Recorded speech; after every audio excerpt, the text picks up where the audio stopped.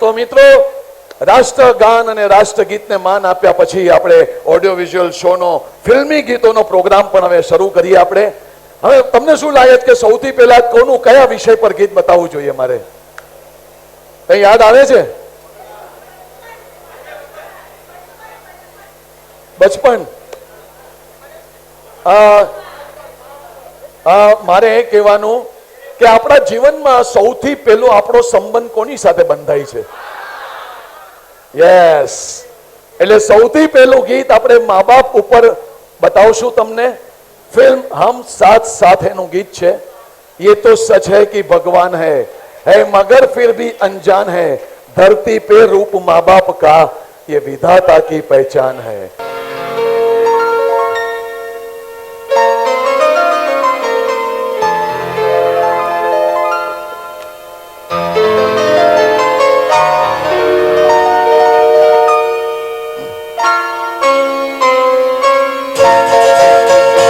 ये तो सच है कि भगवान है मगर फिर भी अनजान है. ये तो सच है कि भगवान है मगर फिर भी अनजान है. धरती पे रूप माँ बाप का उस विधाता की पहचान है. ये तो सच है कि भगवान है.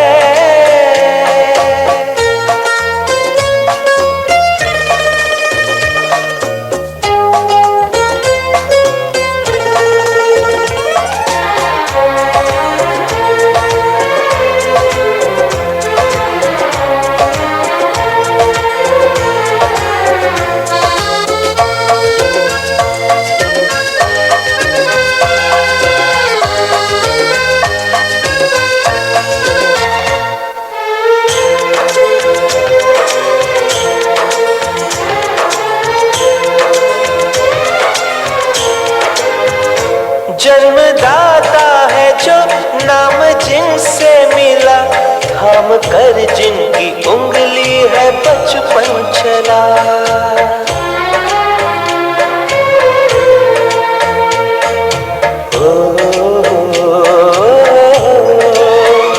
कांधे पर बैठ के जिनके देखा जहां, ज्ञान जिनसे मिला क्या बुरा क्या भला. इतने उपकार है क्या कहें, ये बताना ना आसान है. धरती पे रूप माँ बाप का उस विधाता की पहचान है. ये तो सच है कि भगवान है. મજા આવી? ગીત અને દ્રશ્ય બંને ગમ્યું? એક જમાનામાં બાપમાં આપણે ઈશ્વર જોતા હતા અને માના ચરણોમાં સ્વર્ગ જોતા હતા, અને આજે વૃદ્ધાશ્રમમાં મોકલી દીધા છે આપણે મા બાપને. હમણાં જ મેં એક સરસ મજાનો એક પ્રસંગ ક્યાંક બહુ સાંભળ્યો કે જાય વાંચ્યો. એક વૃદ્ધાશ્રમમાં બાપ મરણ પથારીએ પડ્યો હતો અને એનો દીકરો પણ એની બાજુમાં જ બેઠો હતો, અને બાપે કહ્યું કે દીકરા, મને તો જરૂર ન પડી, પણ આ વૃદ્ધાશ્રમમાં તું એક એસી નખાવી દેજે, કારણ કે તું આવીશ તો તને એસી વિના નહીં ચાલે દીકરા. એની પણ એ જ હાલત થવાની છે. એટલે શું છે કે મા બાપને આપણે સાચવવાના છે, બંને સમતોલ, આપણે સમતોલપણું કરવાનું છે. અને આ જોકે સાવ ચિત્ર ધૂંધળું પણ નથી, ચિત્ર સાવ બગડ્યું પણ નથી હજી સુધી. હું તમને આ બહુ હોશિયારી મારવાની વાત નથી કરતો, પરંતુ આપણામાંથી ઘણા બધા મને ફોન કરીને પૂછતા હોય છે. હું તમને આપણી જ સંસ્થાના 2-3 જણાના નામ આપીશ તમને હમણાં, કે એના સંતાનો શું કરે છે. મને આપણામાંથી કોઈ પૂછે છે કે નરેશભાઈ, તમે બધા પાસેથી ગૌ સેવા, ન્યોછાવર, માનવ સેવા ન્યોછાવર ને બધું માગો છો, તો તમે પોતે કરો છો કે નહીં? કે ન્યોછાવર તમારા સંતાનો તમને મદદ કરે છે કે નહીં આમાં? તો હું તમને એ જે લોકો મને પૂછે છે અને જે લોકોના મનમાં પણ આ શંકા છે કે નરેશભાઈ કરતા હશે કે નહીં, કે નિરંજનભાઈ કરતા હશે કે નહીં, કે જયસુખભાઈ કરતા હશે કે નહીં, એમના શંકાનું સમાધાન કરવા માટે મને કહેતા આનંદ થાય છે કે આજની તારીખમાં દર મહિને મારા એકાઉન્ટમાંથી, મારી પત્નીના એકાઉન્ટમાંથી, મારા દીકરાના એકાઉન્ટમાંથી અને મારી દીકરીના એકાઉન્ટમાંથી દર મહિને 2,000 રૂપિયા એટલે કે 8,000 રૂપિયા ગુલાબગુણમાં જમા થઈ જાય છે. અને મારી દીકરી દીકરાને અમે પહેલેથી આ સમજાવ્યું છે. 7 વર્ષથી આ સેવાઓ ચાલે છે.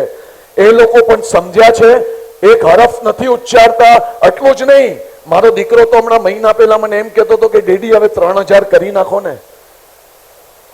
અને હું તમને આ નિરંજનભાઈ આપણી સામે બેઠા છે અત્યારે, એનું નામ પણ તમે સાંભળ્યું જ છે આપણા ગ્રુપમાં.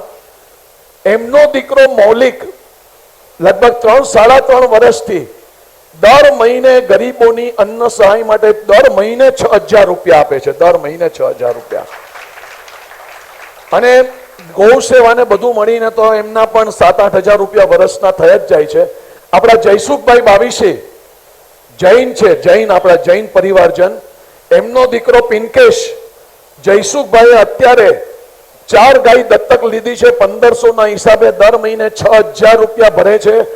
પાછા વાર તહેવારે તો જન્મદિવસને આવે ત્યારે અલગ. તો એમનો દીકરો પણ આ વાતમાં સહાય કરે છે. એટલે ચિત્ર સાવ ધૂંધળું નથી, પણ આપણે મા બાપોએ પણ બાળકોને સ્વતંત્રતા આપવાની છે. મારું કહેવાનો મતલબ એમ છે કે એમને એમની રીતે પણ જીવવા દો. હા, ક્યારેક આપણે સાથે જમવા બેઠા હોઈએ, ફરવા જઈએ, ત્યારે થોડું થોડું સંસ્કારનું સિંચન પણ કરતા રહો એનામાં. પણ એ લોકોનો પણ હોય છે સંસ્કારો, એના ઉગી નીકળતા હોય છે.